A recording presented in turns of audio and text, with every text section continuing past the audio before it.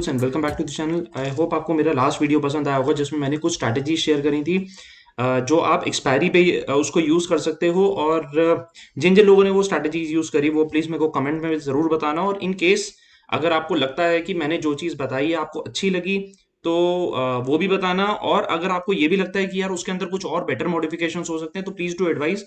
मैं देखता हूँ कि उसके अंदर क्या ऐसे मॉडिफाई कर सकते हैं कि जो हमारा रिस्क एंड रिवॉर्ड है वो और ज़्यादा थोड़ा सा फेवरेबल हो जाए। ठीक है। और मैं अभी भी रेगुलर बेसिस पे मैं ट्राई कर रहा हूँ कि यार मैं नई कुछ स्ट्रैटेजीज को टेस्ट करते रहूँ सो दैट मैं काफ़ी लोगों के साथ में और फर्दर मैं शेयर कर सकूँ। ठीक है। तो अभी एज ऑफ नाउ मेरे रडार पे कुछ और स्ट्रैटेजीज हैं और मैं ट्राई करूंगा कि मैं उन स्ट्रैटेजीज को धीरे धीरे करके मैं शेयर कर पाऊँ जैसे ही टाइम और सिचुएशन अलाउ करती हैं। ठीक है।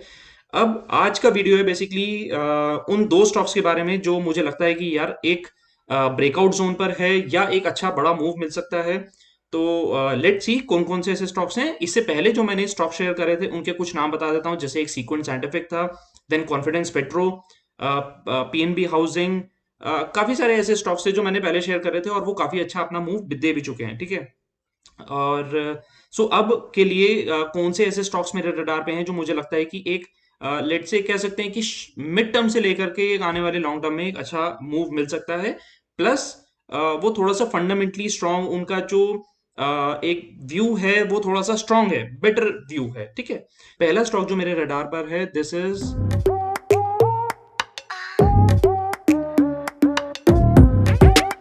Thyrocare.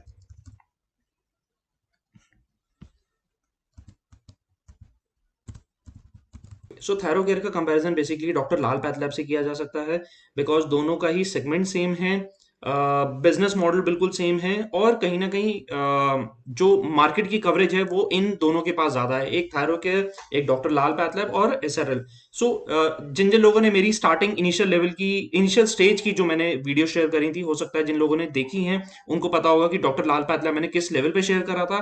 Plus it was one of my Diwali pick, मैंने दिवाली पे भी उसको शेयर करा था और मुझे लग रहा था कि वो अच्छी मूव दे सकता है। सो दिवाली पे देने के बाद वहां से ऑलमोस्ट अपना एक नया हाई बना चुका है।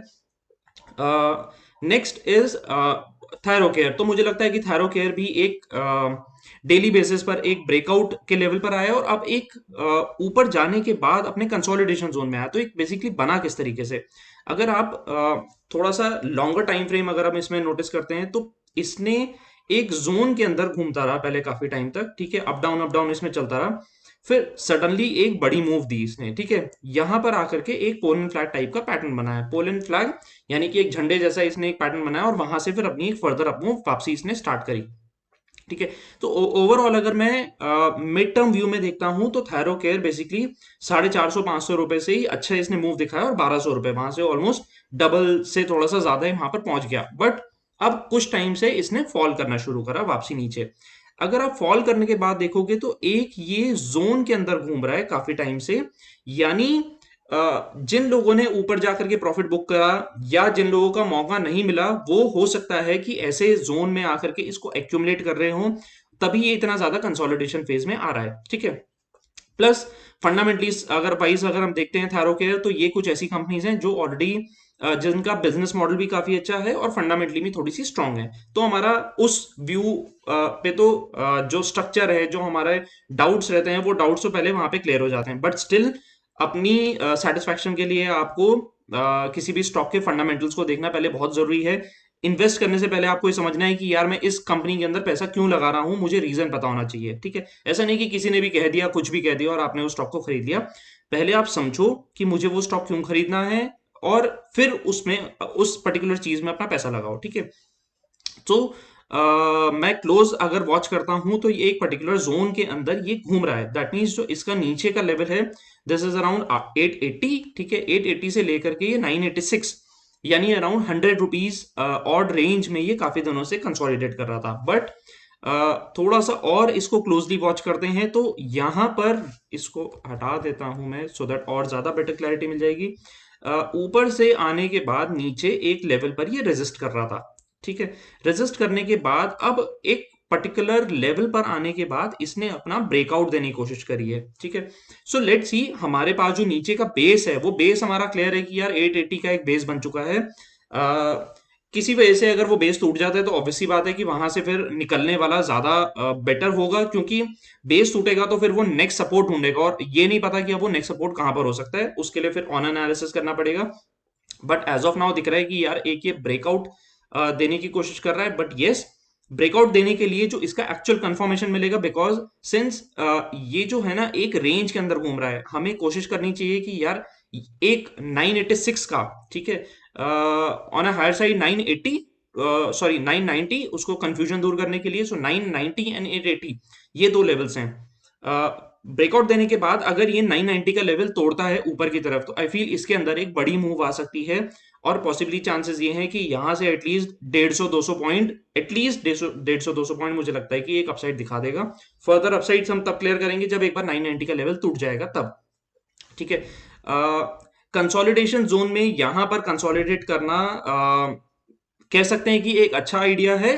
किसी को अगर बहुत लंबे समय के लिए अगर लगता है कि ठीक है उसके अंदर एंट्री करनी चाहिए, तो उसका एक नीचे का रिस्क जो है वो फिक्स है, उसको पता है कि यार 880 के नीचे गया तो मुझे यहाँ से निकल जाना चाहिए, और ऊपर की तरफ ठीक है मैं उसको धीरे धीरे करके कंसोलिडेट कर सकता हूँ। अपसाइड जो एक्चुअल कह सकते हैं कि जो रॉकेट मूव आएगी, या मेरी लैंग्वेज में कहो कि फटाका मूव आएगी, तो फटाका मूव आई फील 990 रुपए 990 निकलने के बाद एक अच्छी मूव मिल सकती है, ठीक है। So Thyrocare would be my first stock on radar, जो कि मुझे लगता है कि एक ब्रेकआउट दे सकता है, ठीक है। Second stock on my radar would be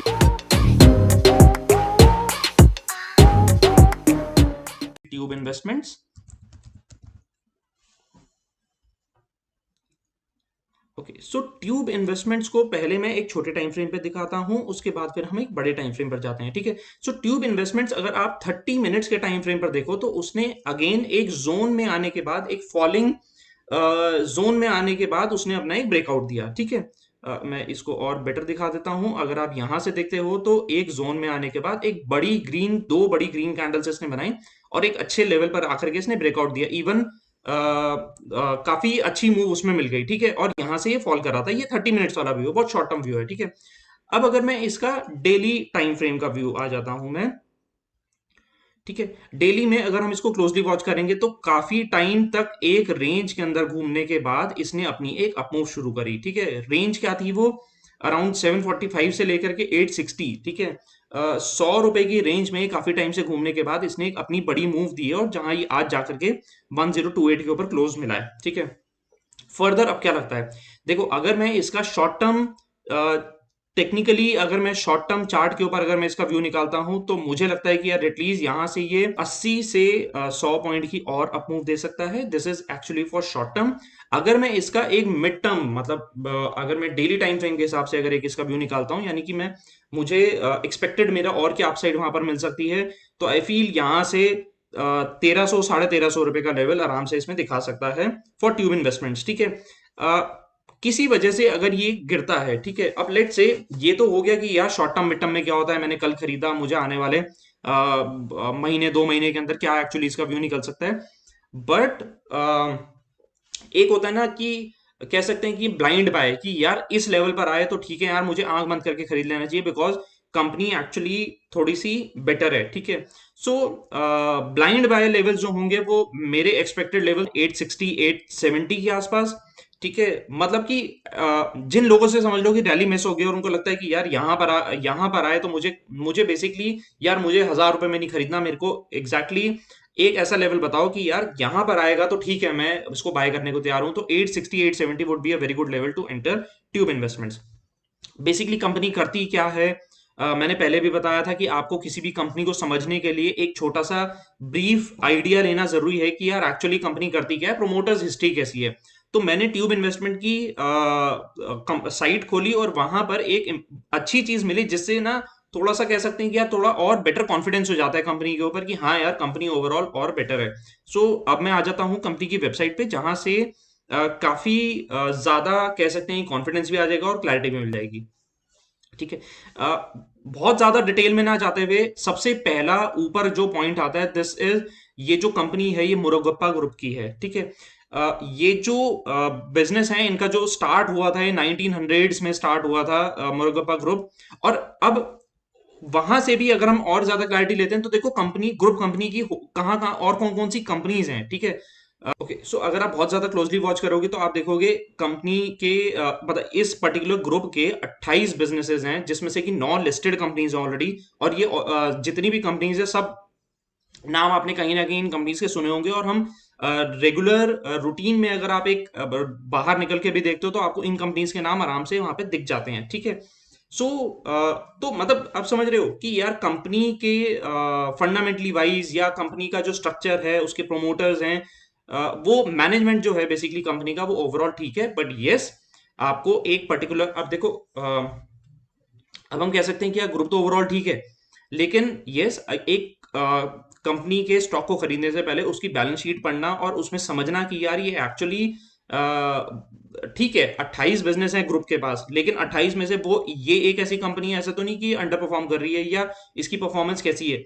उसकी परफॉर्मेंस देखने के लिए आपको उसकी बैलेंस शीट को थोड़ा सा एक आइडिया लेना जरूरी है, ताकि आपको फाइनेंशियल्स का एक आइडिया लग जाए कि यार कंपनी आने वाले टाइम में कैसा परफॉर्म कर सकती है, ठीक है। सो आज के लिए मेरे रडार पे जो दो दो स्टॉक्स थे, जो मुझे लगता है कि यार एक अच्छा ब्रेकआउट दे सकते हैं, इनका नाम है थायरोकेयर और ट्यूब इन्वेस्टमेंट्स। और आई होप आपको मेरी ये वीडियो पसंद आई होगी। In case you have some query then you can comment down below, और बाकी लाइक एंड शेयर, जिससे मेरा मोटिवेशन बना रहेगा। And thank you so much for watching the video. Don't forget to hit the like and subscribe button.